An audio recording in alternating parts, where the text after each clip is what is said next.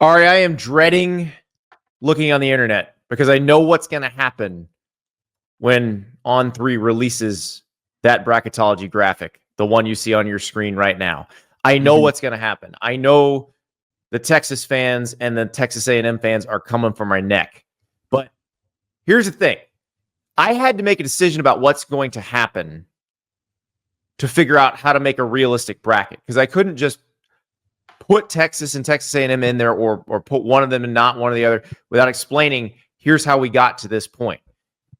And the fact of the matter is that game is going to decide who plays in the SEC championship game, but there's still a chance that both of those teams get into the who have you beaten debate with Penn State and Indiana. So I see the straight line there, Andy. It's A&M wins the Texas game and then loses in the SEC championship and gets their third loss. Am I understanding that correctly? You are. We talked about this on the show. I think it was last week in disaster scenarios. This is the ultimate disaster scenario for the Texas teams in the SEC because Texas gets a second loss, misses the SEC championship game, does not have a good win to peg its resume on. Texas A&M stays in the competition but loses to Alabama in the SEC championship game and then beats Texas on the field but loses in the boardroom and also doesn't make the playoff. It's a distinct possibility. Now, I've got Indiana at 11, the last at large. If Indiana loses to Ohio State, which is I have them losing to Ohio State, otherwise they'd be seated much higher, then one of those might get in over Indiana, and I would assume it'd be A&M if it won the game, or if Texas won the game, they would get in over Indiana. But that's where the debate's going to come. It's going to be the who have you beaten debate around 10, 11, 12 in the rankings. Yeah, the thing that I'm amused by is the strength of schedule metric because it feels like Penn State is an untouchable when it comes to teams that might be sweating on Selection Sunday, but Indiana's the brunt of every single head-to-head conflict that could happen.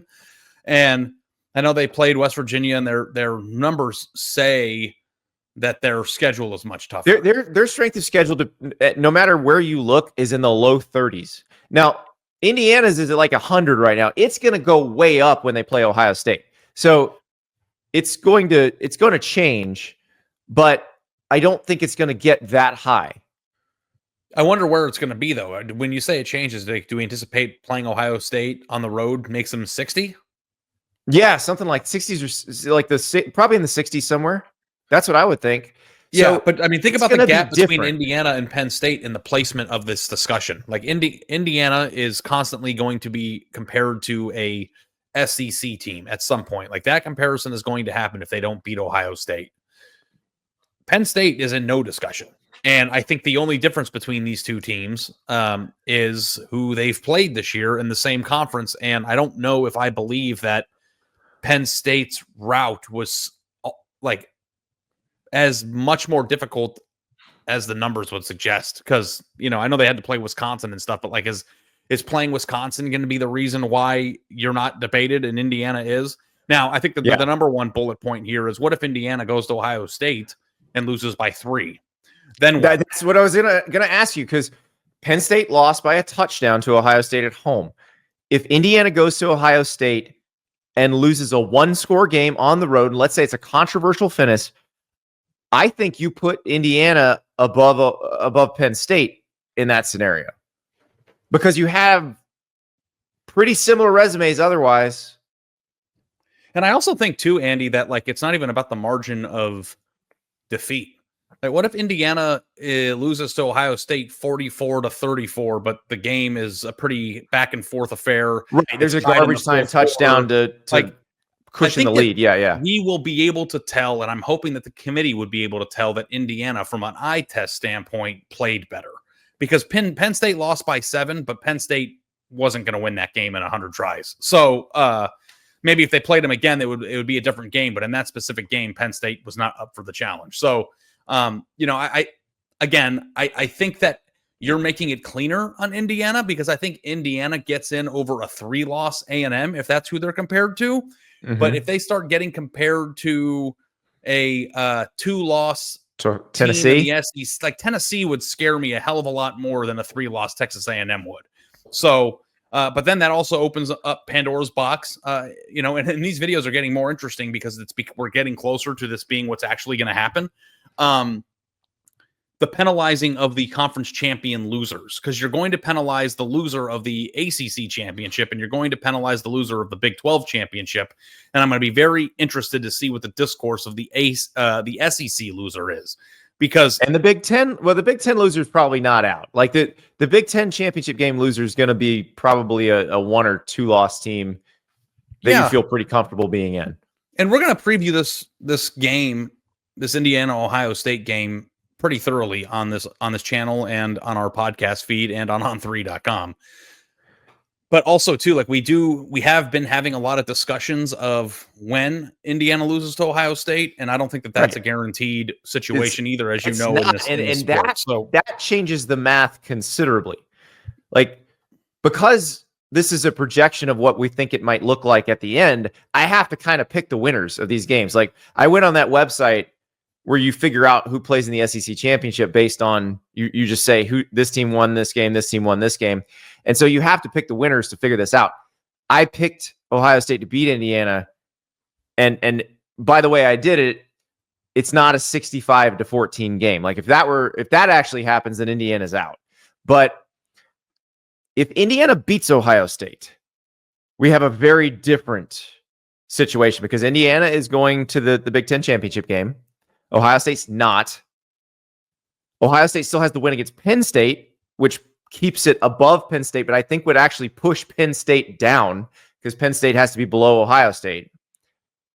That might actually knock Penn State into the competition of who have you beaten with those SEC teams that are all sitting down there at right at the cut line. Yeah, our friend Ralph Russo made a comment in text on Sunday morning about whether people are taking Ohio State's safety for granted. And I don't think that Ohio State's in danger. Who I think is in danger is Penn State. Like, if Ohio State loses again, there might be a debate there, although Penn State would still only have 1 loss. So I think it gets interesting, but I don't know that Ohio State's in a position right now with a win over who might be a top 3 team. Penn State at the end of the year is out. I think that the number one thing about college football is collecting of resume bullet points, and the teams that have the most pretty bullet points in their sack at the end of the year are the ones that are going to make the playoff. So that's why Indiana is the constant fixture of this discussion, because Indiana has none. Yeah. And it's possible that the best resume bullet point that Indiana collects throughout this entire year is a close loss to Ohio State, if that's how it plays out. So, and I'm not a big fan, and I've criticized Penn State for saying the best thing about their resume is a close loss. Let's look at the auto bids now. I went back on my SEC prediction and flipped it to Miami, because the more I thought about it, they lost to Georgia Tech, but SMU's also got a loss. It's to BYU, which just lost to Kansas last night.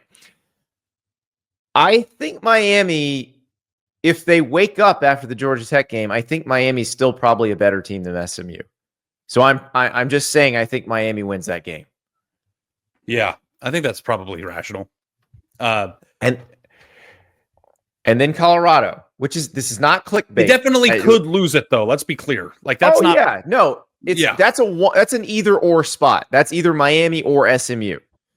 I put Colorado in at number 4, and you did it in Bubble Watch last week. I was tempted to do it last week, but I figured, okay, BYU still undefeated, hung on by the skin of its teeth. We'll give them another week. BYU did lose. Colorado continues to look better than everybody else in the Big 12. Like, will Colorado be favored in every game from here on out, including the Big 12 championship game? Yes. Now, they still have to beat Kansas, which just beat BYU. But if they do, I think they're in pretty good shape. I would not be surprised if I haven't looked at the look-ahead spreads yet, but I would not be surprised if the Kansas game is a 3.5-point Big 12 coin special. So that kind of strikes me as what we're looking for this week. And, I think Colorado, it's easy to take for granted how well they've looked and put them in the playoff. This is my second consecutive week doing it on Bubble Watch. That is not a guaranteed proposition on Saturday either. The 2 Big 12 games that we're getting next weekend, BYU and Arizona State, in Colorado and Kansas may be, outside of the Indiana-Ohio State game, the two most interesting games on the weekend slate next Saturday. Yeah, and the way Kansas won, because I assumed it's because Kansas's offense is playing so much better, and that's how they beat Iowa State. But their defense was lights out against BYU. That's why they won the game. They didn't score a lot. BYU's defense held them in check. Ari, it is not a Big 12 coin special right now, according to FanDuel. You looked it up? What is it? Colorado minus 1.5. I think that illustrates my point even more. Yeah. Yeah. And this game's at Arrowhead. Remember, Kansas Stadium is under construction, so all the Big 12 games this year are at Arrowhead. So it's a road game, sort of, but not really, because it is it's not Kansas' home stadium either. And I assume this is one that Colorado fans might want to make the trip. It's not a horrible trip, not a horrible drive, easy flights as well. So I don't know what the crowd split's going to be there, but I think the game is going to be so much fun. Cannot wait to see this one. Let's talk Group of 5, because there's a game there that could be very interesting. Army and Notre Dame play at Yankee Stadium. Notre Dame, we've talked about a million times. They've got one loss. It's to Northern Illinois. That loss sucks, but they also have a Texas A&M win, and they've been fairly dominant the rest of the way. They play an undefeated Army. If Army wins this game, Army then, what you would think, continues on to play Tulane in the American Championship. Now, they're going to play Tulane in the American Championship, but if they are undefeated playing Tulane in the American Championship, then you've got a very interesting situation. Because Army could take... if Army is undefeated, like if they beat Notre Dame and then beat Tulane, they would be 12-0 because they wouldn't have played Navy yet. I think they would be ranked higher than Boise State. I'm with you. Yeah, I think that being undefeated in the American and beating Notre Dame is a more impressive overall resume than what Boise State's done. Now, the thing that Boise State does have that there's nothing that Army can do to match is they've got a really flashy star player who everyone knows who that person is. But a win against Notre Dame trumps having Ashton Genty. Yeah, I think you're right. I think the combination of best win and undefeated is probably an inarguable position to be in, I think, if you're on the other side of it. Can I ask you this, Ari? Because Boise State is hovering in the committee's actual rankings, hovering right at the cut line there. They dropped them below it this week. They had them above it the first week. If Army beats Notre Dame and goes undefeated, and Boise State continues to win, and they wind up 12-1 and winning the Mountain West, could they both get in? Could we have a bid thief situation? I don't think you could, because who are you going to kick out? Well, would they be higher ranked than the Big 12 or ACC champ? I think that would be possible. That would be who got kicked out if that happened. Yeah. Could you imagine if Miami didn't go to the playoff this year because Army went undefeated and beat Notre Dame? I don't think that would happen. I think the bid thief, I think the recipient of the theft would be a team that didn't win their conference. I think they would just find a way to drop Boise State below the cut line in that situation and put Army in. I just don't think two are going to go. Yeah. Yeah. And I think that's what's interesting is, the discussion of whether or not Boise will be a team that receives a bye and the Big 12 champion or somebody from another league, an ACC champion, for instance, depending on how things wrap up, is the 12 seed. I don't know how that's all going to play out, but let me ask you this, Andy, because this is the most interesting thing I think about this week is how did you navigate the clump of teams in the SEC? It was very difficult. So first of all, I had to figure out who I thought would play in the SEC championship game. So I decided, let's say Texas A&M beats Texas. And look, if Texas beats Texas A&M, I don't know that actually makes it any simpler or cleaner. So you can play this either way of Texas beating Texas A&M or A&M beating Texas. They're both in danger if they make it and lose the SEC championship game. So remember that. most of the scenarios, assuming chalk in the other games, and I realize I'm the one who said crazy shit happens and probably will. But assuming chalk in the other games, Alabama is going to the SEC championship game opposite the winner of the Texas and Texas A&M game. I would have Alabama favored against either one of those teams. Yeah, Andy was up till 3 a.m. fiddling with the SEC calculator. So if you want to know how his evening was spent on Saturday night after our show, that is. But it is. Then I had Georgia. Go ahead. Sorry. Then I had Georgia because they've got the two best wins with Texas and Tennessee. Now they also have losses to Ole Miss and Alabama. The Ole Miss loss is a thorough beating. The Alabama loss, they came back. They were leading in the fourth quarter. The Ryan Williams touchdown happens. So that was a closer game. But I just think peak Georgia can beat everybody. So I put them higher than everybody else. You think that your bracket is messy in the SEC? I actually think that this cleans it up pretty easily. You think so? Because if Texas loses to A&M, they are out of the cluster because they like the hardest thing about the cluster is they all beat each other. Right. And they would have no wins against the other ones. So if you move Texas to a 2-loss situation, being compared to Ole Miss and Alabama and Georgia and Tennessee, they don't really stack up because all 4 of those teams have at least one quality win in SEC play that Texas doesn't have. And then if A&M is in that picture, then they would be a 3-loss team at that point. And I think that the other 4 SEC teams that you have in your field stack up and are more deserving than Texas and A&M both would be at the end of the year. Because like even with Tennessee, like I had a hard time with them. It's like what Tennessee lost most frequently, but Tennessee has got every bit as an impressive resume as the other two. So like outside of Georgia, I think Georgia unequivocally has the best resume of all of them, but it gets tricky because they lost to Alabama. So you got to put Alabama ahead, blah, blah, blah. But like Tennessee goes toe to toe, pound for pound with the other 3.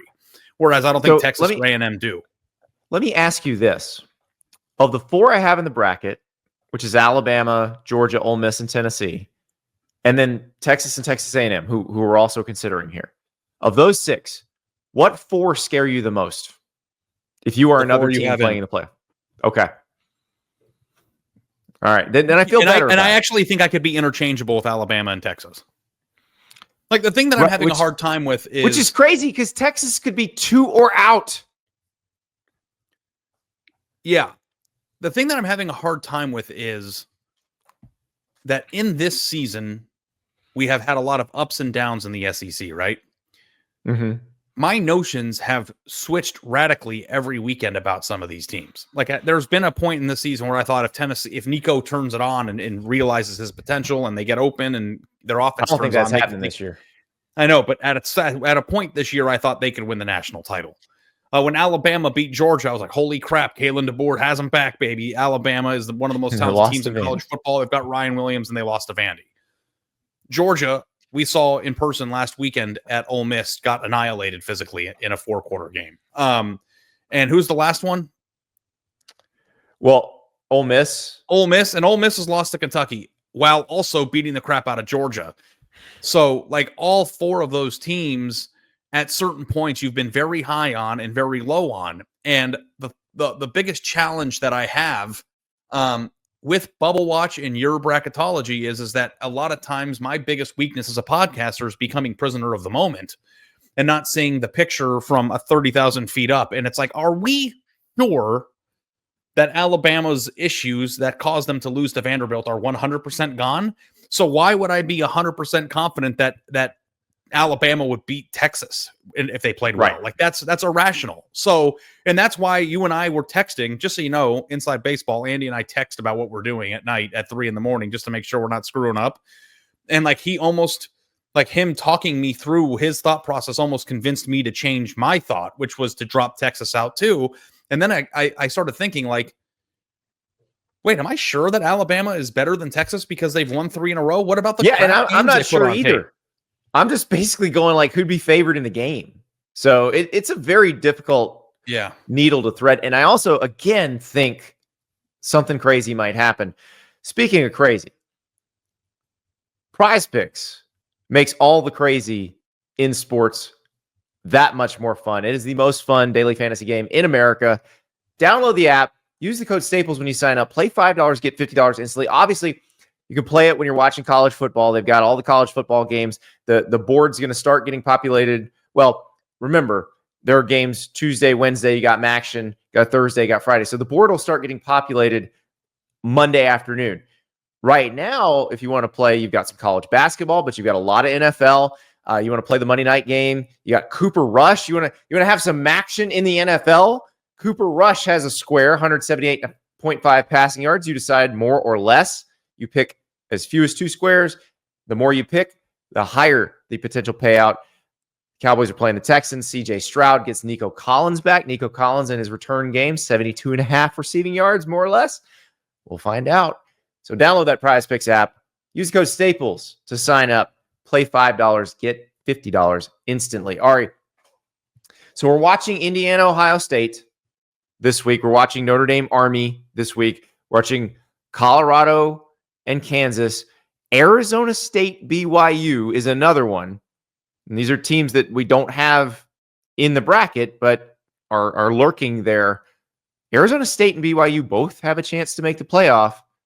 And I think there's probably a lot of people going, Arizona State? What? Yeah. If you lose track of teams and they keep winning behind the scenes, it kind of happened with Colorado, right? Like, I mean, we lost track of them after the Nebraska game, and then when they lost to Kansas State, and it was just like, oh, you look up, all of a sudden they've won 4 in a row, and here we are. Yeah, Arizona State is, I don't know this for a fact, but I think if they beat BYU, they're in the champion. Like, it's that simple, right? All they have to do is beat BYU, I think and they're in the big win the next game. I think they had to beat Arizona as well. Because but I'm saying they have 2 conference they losses, control their own destiny, though. I think. Yes. Yep. So, it's all right there in front of them. They've been a really, really good team, and it's been kind of a whirlwind to see how quickly Kenny Dillingham has turned that thing around. But, the Big 12, I think we are taking for granted a little bit that Colorado is the team because they've looked so good, and that's kind of how this works. But there's certainly a world where, I mean, hell, what if Arizona State's the 4 seed in this thing? I mean, it's not impossible. Yeah. Or what if Arizona State wins the Big 12 and Boise State's the 4 seed and Arizona State is the 12 seed? Could happen. Because that's entirely possible. Could happen. It's hard. It's hard to fill these out. And that's what makes it fun, because there's a couple results, and this is something we were texting about before we got on this video. Also, what games could really change the way all this looks? Because it is November, and we're coming into a week. It feels like this week, the week before Thanksgiving, the weekend before Thanksgiving, is the one where there's always something that just completely blows your mind. So there's a couple games that maybe, if something shook out, like let's say Auburn beat Texas A&M, that would be very interesting. I actually think Auburn beating Alabama would really blow things up, and that's the Saturday after Thanksgiving. Penn State at Minnesota this week is one.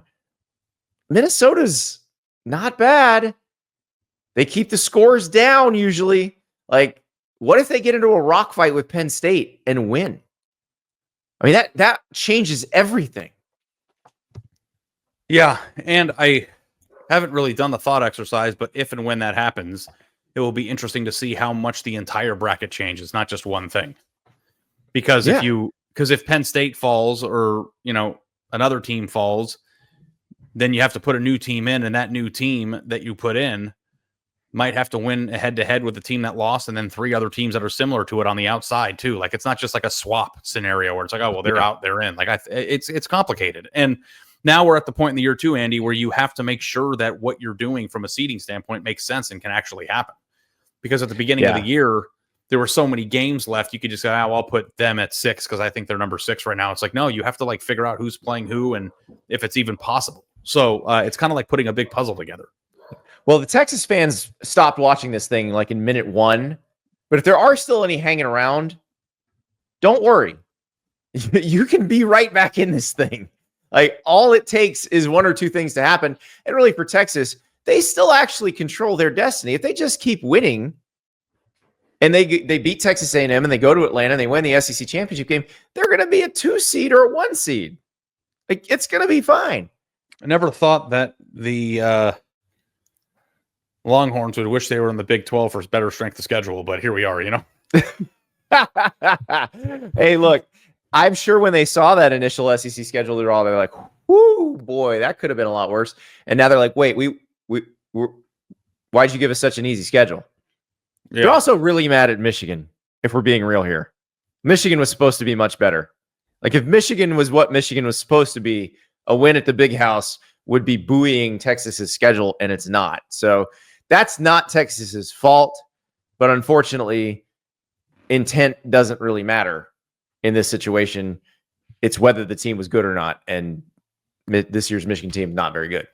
So, Ari, let's just wait one more week of results. Will give us potentially a very different looking bracket next week, and then we're still 2 weeks away from the real thing. A lot can change.